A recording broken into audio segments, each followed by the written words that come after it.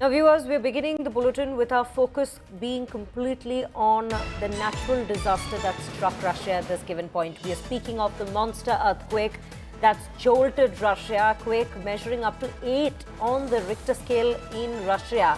Now, the tsunami with waves of 3 to 4 meters also ends up hitting Russian coast in the aftermath of this very particular earthquake that's hit Kamchatka in Russia, as we have received the details of. Evacuation of residents of Russia's small town of Severokurilsk in Sakhalin region underway after the earthquake tsunami threat. Sakhalin governor has in fact come out to give these reports so far. Now, US tsunami warning system, because remember, this is the earthquake, the place where it has hit, it also does pose tsunami alert to the particular coast of the United States of America.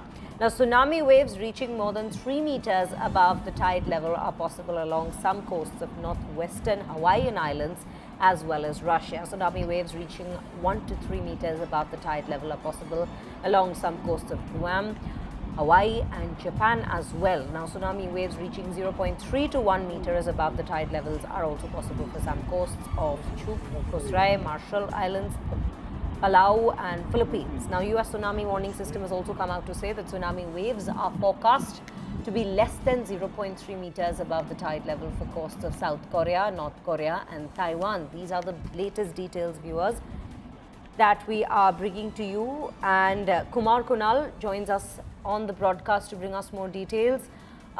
Very good morning to you, Kumar. Do help us understand what exactly is the situation like right now. It is a major earthquake that's hit Russia. Where are we in terms of the threat level and the tsunami alerts that's been raised at this given point? Yeah, definitely one of the biggest earthquakes ever in the history of the Earth. This will come if we will rank this earthquake, this 8.7 intensity earthquake at Kamchatka in Russia. Then it will come somewhere at 7 or 8 position. We know that the biggest earthquake which came ever was in 1960 in Chile, with an intensity of 9.5 on Richter scale. But this is one of the biggest earthquakes. If I will give some context to our Indian viewers, then the South India, which faced the massive tsunami in 2004, the intensity of that particular earthquake was 3.1. So it is not as big as that earthquake which came in 2001 and brought a devastating tsunami in South India and Andaman Islands. But it is in range of that tsunami only, just a few notches below that particular tsunami. So right now, if I am talking, the warnings have been issued for especially the East Russian coast, Ecuador. These are the two most vulnerable areas which can face a tsunami up to 3 to 4 meters height. I will put that in context, then if you are living on ground floor, the complete ground floor will be covered by that tsunami. And if tsunami hits some coastal area, it remains there for 5 to 15 minutes. So a 15-minute devastating tsunami can cause huge damage in those areas. Many areas of US, China, Japan, Hawaii, all these areas have been issued a tsunami alert, and tsunami can go up to 3 meters in these particular areas. So a big threat issued by the different agencies who are keeping watch on tsunami. So this is the situation right now, but it is an evolving situation. It might change with time. The warning levels might be reduced or might be increased depending on the situation, that how it is hitting the coast. So all these things are evolving. But right now, a big threat for many coastal areas which are in the Pacific, and that's why if you will ask that why such earthquakes are happening quite regularly in these areas, so it is a very, very, very fragile kind of place. If Kamchatka or Alaska or Japan or are in ring of fire, there are two plates. One is Pacific plate and the other is North American plate. It is at the border of these two plates, and these two plates are moving quite fast, and that's why so many earthquakes we are reporting of late, and that too of quite a big intensity. So these are the things which we know till now, but we are also keeping a watch on the situation, and the situation is evolving every minute, every now and then, and we are getting reports from different regions as well. Absolutely, Kumar. Before we proceed further into discussing about the earthquake itself and the tsunami alert, let's also try and understand what the ground situation is at this given point. Evacuations are currently underway. Where are we on that?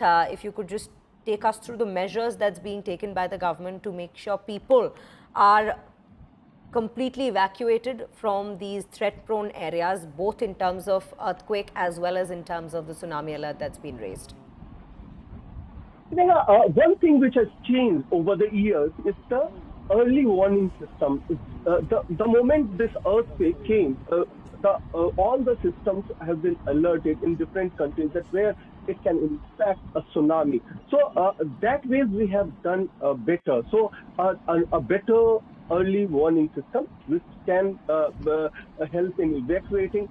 But believe me, the impact of the earthquake in the nearby coastal areas comes very early. So you sometimes you don't get chance to be evacuated. So in those areas, there are a matter of concern, especially if I am talking about Ecuador or eastern part of Russia, and even Japan, Hawaii. All these areas are quite near to the center of epicenter of this earthquake. So evacuation will be definitely a very challenging task for the authorities to do in such a short notice. But now, since these areas are already very much prone to such tsunamis, such activities, so all the preparations are already being made by different government organizations. So just a matter of time that how you are proceeding with those relief work or the evacuation system. So we are getting information about some damage in the property, but no damage of life so far, or no loss of life so far has been reported till now. But we have to keep an eye on that as well. So evacuation process is going at full speed, and every agency, whosoever is responsible for that, those agencies are already working quite hard, and those agencies are actually the primary concern is how to save lives. So they are evacuating the complete area where the tsunami can be triggered due to this earthquake. But definitely things will come into more detail with time, that what kind of impact it had on different areas. So pictures are coming, videos are coming, impact has started, but evacuation process is also going on quite at a fast speed. Kumar, have there been any casualties that's been reported so far from these regions that have in fact been affected by this earthquake? I think definitely casualty are suspected, but we are not getting any particular report because right now, as I said, that all the focus is on how to evacuate people who are residing in these areas, especially in the coastal areas. So all these things are coming up. The earthquake in itself was of a very, very big intensity. 8.7 earthquake is not a normal.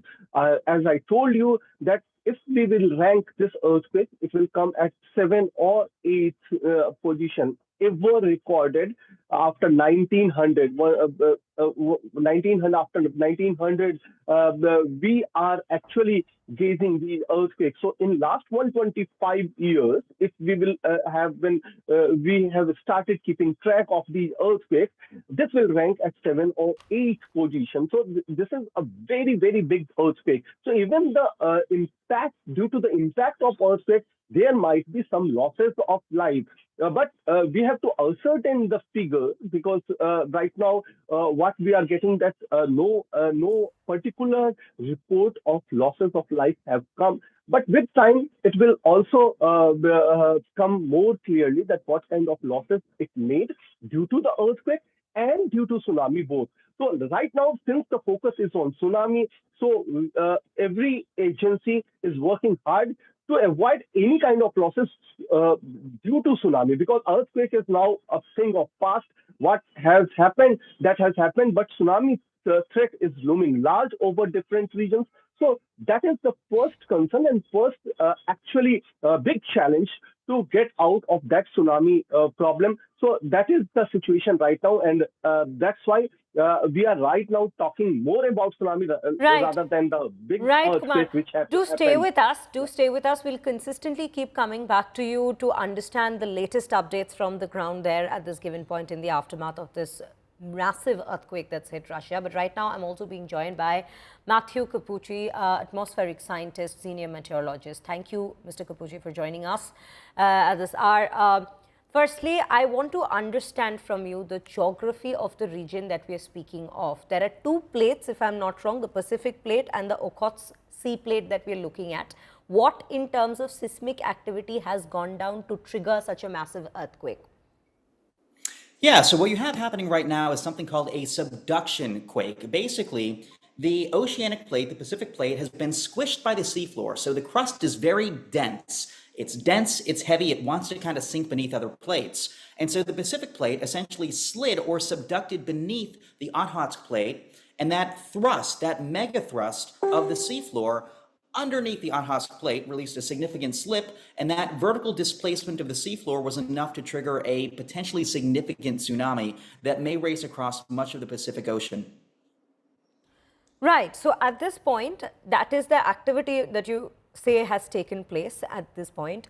If we look at the aftermath, there is a big tsunami alert that's there. If we look at this very earthquake and compare it with other earthquakes that's taken place in the past, it is a massive one in comparison to the top 10 if we look at the list. Let's look at the tsunami alert at this given point and understand how real and how, or rather what places exactly on both the US Pacific coast as well as the Russian coast are under threat at this point. Yeah, so one of the trickiest things about forecasting tsunamis is that they move so incredibly quickly. So in this case, it's likely moving across the Pacific Ocean at the speeds of a jet plane. However, we don't necessarily know how bad the tsunami is until the coastline essentially kind of bends upwards when you get close to shore. You know, all that energy is being displaced by the seafloor. The seafloor is on average about 4 to 6 kilometers deep.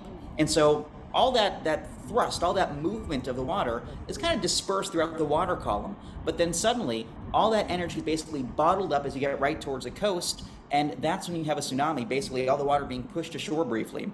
We know there was a significant tsunami in the Kamchatka Peninsula in Russia, likely 3 meters give or take, so about a 10-foot water level rise there, maybe more. And the concern is this is the same thing that could happen perhaps to a slightly lesser extent in the Alaskan Aleutians, in Hawaii, and perhaps even the US West Coast.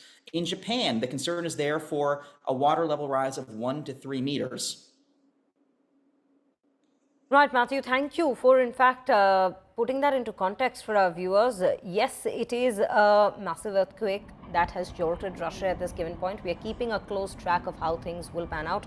Matthew Capucci joined us to bring us more details in terms of what exactly it means for this earthquake to have taken place in terms of tectonic plates, as well as how the tsunami alert shall be playing out for the next couple of not just hours but days for this matter, because remember, this particular earthquake that struck, it is quite high on the magnitude on the Richter scale itself, and which is why the tsunami alerts that are there that extremely are threatening at this given point, both for the US Pacific coast as well as the Russian East coast.